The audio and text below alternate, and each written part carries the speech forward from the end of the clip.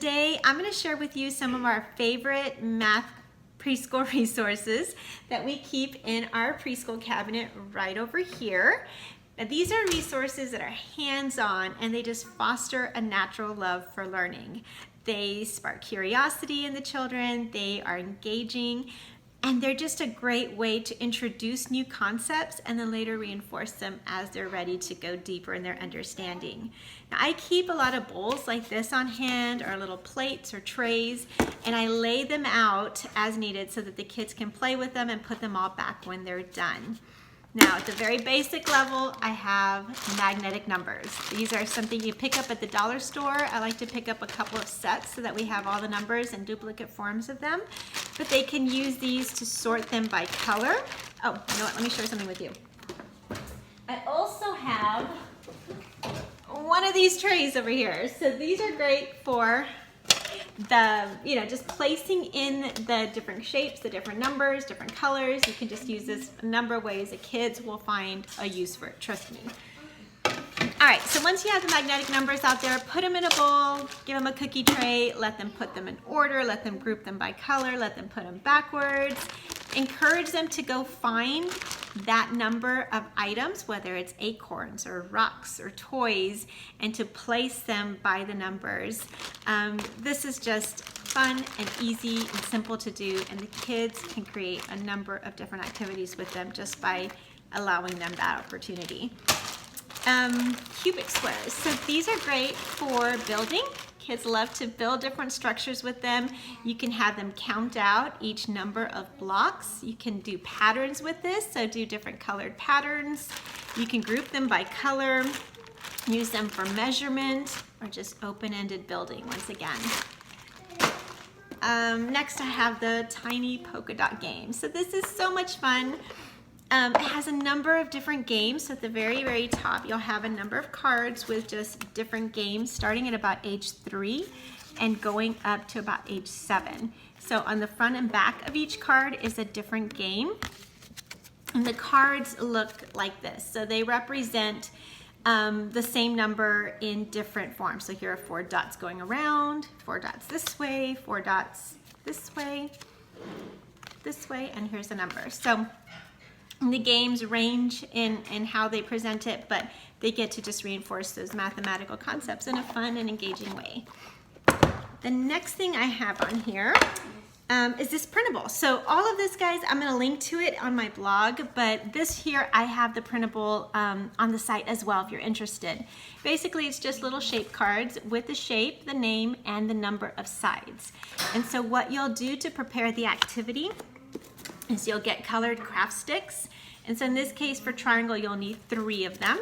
And so the child will lay this on the floor and then build the shape with the craft sticks. And so they can practice all of these different ones, and you can just keep it in the bag just like this. The next activity is this one from Melissa and Doug. We absolutely love these. These are little Tangrum puzzles. It's an introduction to it all. You'll see that they have these different shapes that they can match on here.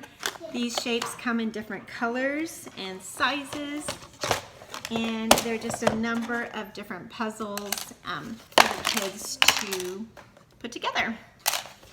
Now, when the children have completed these and mastered these, then what we love to do next is these wooden pattern blocks. So these are beautiful blocks. All different shapes, colors, sizes. You can group them by colors, you can group them by shapes, and you can just allow them to create whatever structures they want on the floor, of course. They can build whatever they'd like, or when they're ready for a challenge, you can bundle it up with this particular resource. And in this book, they can create different animals. And so it's a puzzle for them that they can then put together using the different shapes. And so there are a number of puzzles here that challenge them to use counting skills, sequencing, sorting, and so forth. Then we have wedgets. So this is what wedgets look like. They're these different sizes of these different, they're not blocks, but they're these different wedgets, if you will.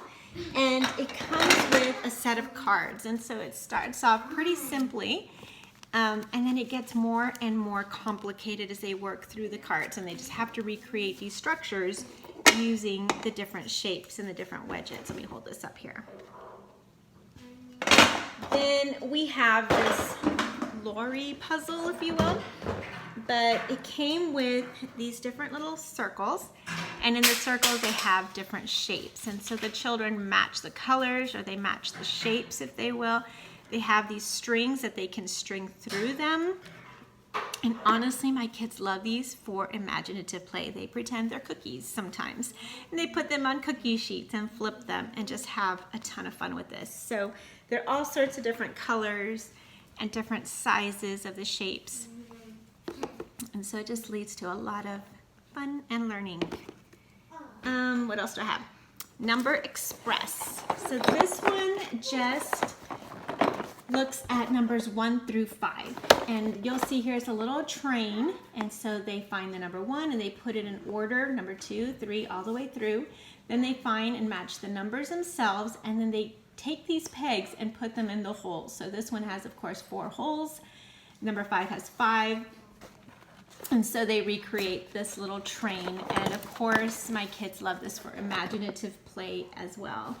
Now this leads naturally into the next set, so we have both of them because the kids have advanced through those and enjoy them very much.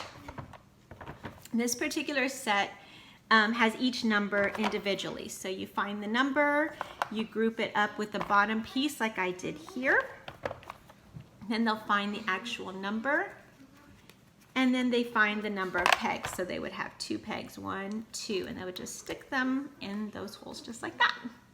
Now you can use this a number of ways. It also comes with this blank board. So you can tell them put 2 blue pegs, to put 3 red pegs, and so forth. And they also can stack them. So I have found that my children just love to stack them and stack them as high as they'll go. And they just create their own structures as well. Again, this is tactile, so I really love that these puzzles have this this kind of rough texture here, so they can actually just touch those numbers and just reinforce that learning as well. So hope this was helpful. I'll be sharing our reading and phonics activities next, and then followed by writing and sensory bends. So stay tuned.